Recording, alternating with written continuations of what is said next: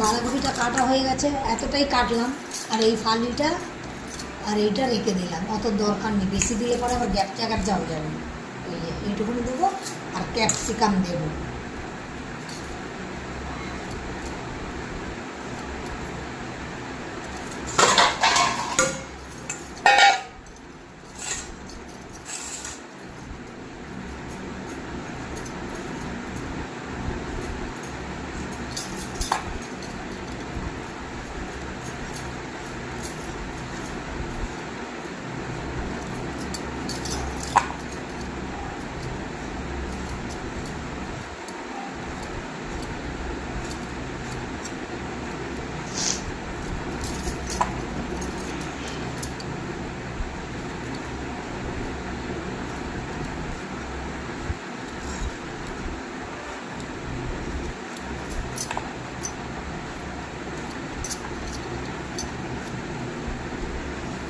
এখন মনের মধ্যে খুব শান্তি রয়েছে বন্ধুরা, কি বলবো তোমাদেরকে।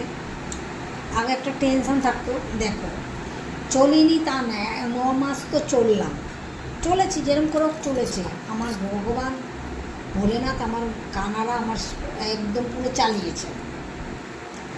তো যাই হোক, তখনের চালাটা ঘরে বসে বসে খাচ্ছি দাচ্ছি, একটা টেনশান ছিল, কি করব। তারপরে আমার তো শরীরও খুব একটা ভালো না, কেন ব্যথাবতীর শরীর। এখন না চলছে, দাঁড়াও না কতদিন এরমভাবে ভগবানকে ডাকছি, খালি আমার এরমভাবে শরীরটা চলুক, তাহলেই হবে।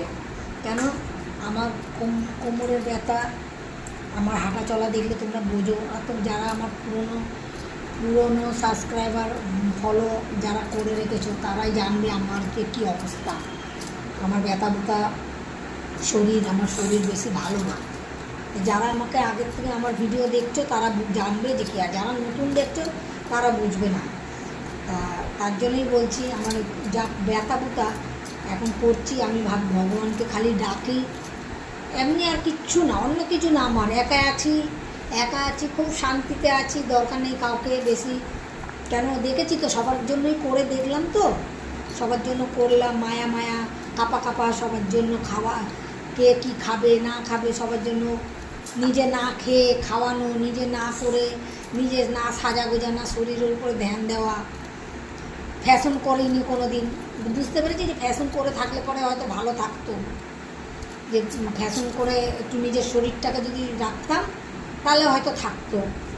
শরীরটাকে রাখিনি বলে ভালো শরীর দেখে চলে